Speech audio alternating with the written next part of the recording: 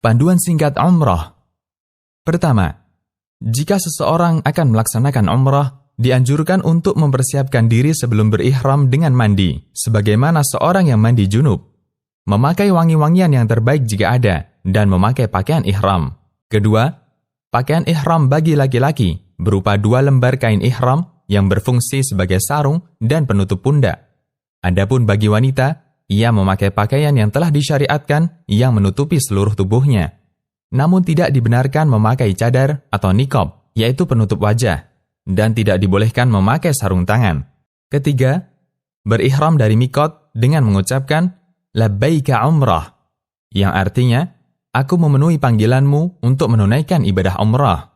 Keempat, jika khawatir tidak dapat menyelesaikan umrah karena sakit atau adanya penghalang lain, maka dibolehkan mengucapkan persyaratan setelah mengucapkan kalimat di atas dengan mengatakan Allahumma mahilli haitsu habastani, yang artinya, ya Allah, tempat tahallulku di mana saja engkau menahanku.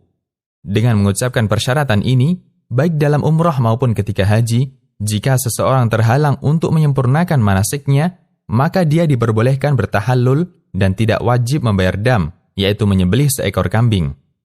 Kelima, tidak ada alat khusus untuk berihram, namun jika bertepatan dengan waktu salat wajib, maka salatlah lalu berihram setelah salat.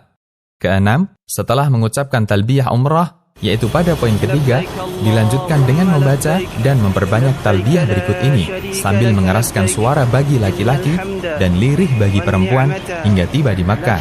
Labbaik Allahumma labbaik, labbaik la syarika laka labbaik, innal hamda wan ni'mata laka wal mulk la syarika lak, yang artinya, aku menjawab panggilanmu ya Allah, aku menjawab panggilanmu, aku menjawab panggilanmu, tiada sekutu bagimu, aku menjawab panggilanmu, sesungguhnya segala pujian, kenikmatan, dan kekuasaan hanya milikmu, tiada sekutu bagimu. Ketujuh, jika memungkinkan, seseorang dianjurkan untuk mandi sebelum masuk kota Mekah. Kedelapan, masuk Masjidil Haram dengan mendahulukan kaki kanan sambil membaca doa masuk masjid. Allahumma ftahli abwaba rahmatik, yang artinya, ya Allah, bukakanlah untukku pintu-pintu rahmatmu. Kesembilan, menuju ke Hajar Aswad, lalu menghadapnya sambil membaca Allahu Akbar atau Bismillah, Allahu Akbar, lalu mengusapnya dengan tangan dan menciumnya. Jika tidak memungkinkan untuk menciumnya, maka cukup dengan mengusapnya, lalu mencium tangan yang mengusap Hajar Aswad. Jika tidak memungkinkan untuk mengusapnya, maka cukup dengan memberi isyarat kepadanya dengan tangan, namun tidak mencium tangan yang memberi isyarat. Ini dilakukan pada setiap putaran tawaf. Kesepuluh, kemudian tawaf umrah 7 putaran, dimulai dari Hajar Aswad dan berakhir di Hajar Aswad pula, dan disunahkan berlari-lari kecil pada 3 putaran pertama, dan berjalan biasa pada 4 putaran terakhir. Ke-11, disunahkan pula mengusap rukun Yamani pada setiap putaran tawaf, namun tidak dianjurkan mencium rukun Yamani. Dan apabila tidak memungkinkan untuk mengusapnya, maka tidak perlu memberi isyarat dengan tangan.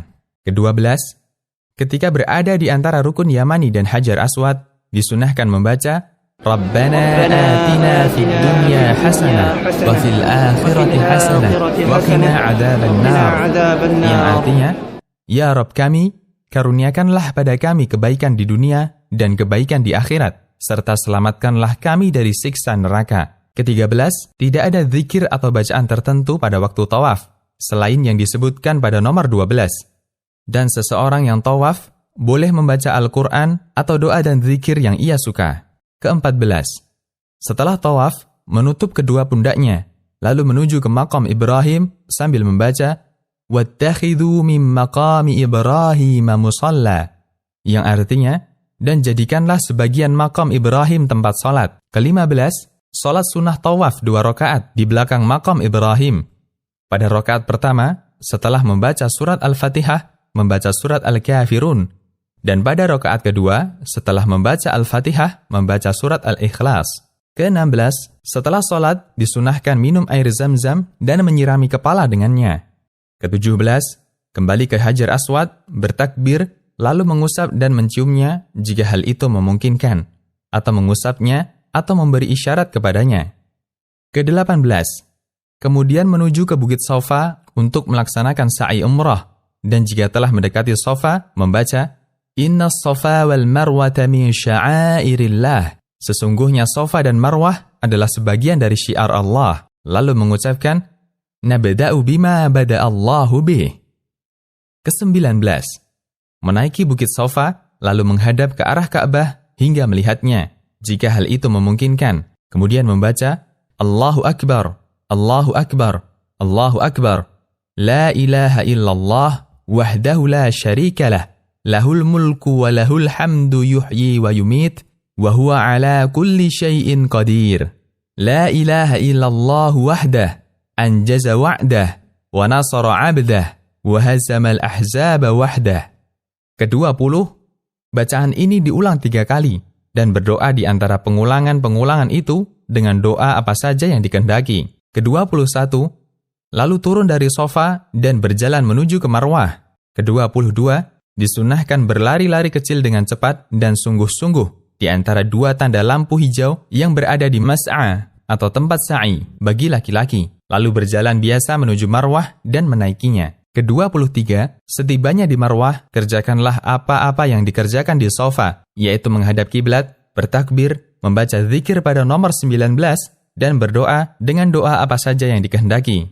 Perjalanan dari Safa ke Marwah dihitung 1 putaran. Ke-24, kemudian turunlah lalu menuju ke Safa dengan berjalan di tempat yang ditentukan untuk berjalan dan berlari bagi laki-laki di tempat yang ditentukan untuk berlari. Lalu naik ke Safa dan lakukan seperti semula.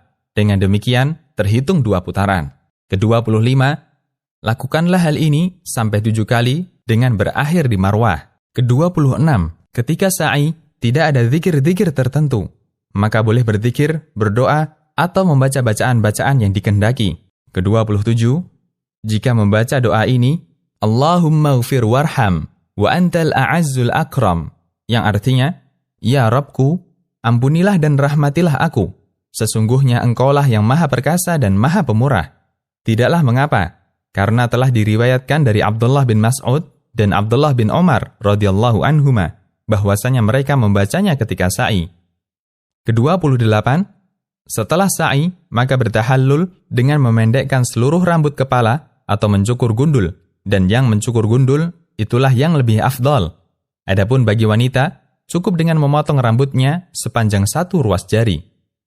Ke-29, setelah memotong atau mencukur rambut, maka berakhirlah ibadah umrah, dan Anda telah dibolehkan untuk mengerjakan hal-hal yang tadinya dilarang ketika dalam keadaan ihram.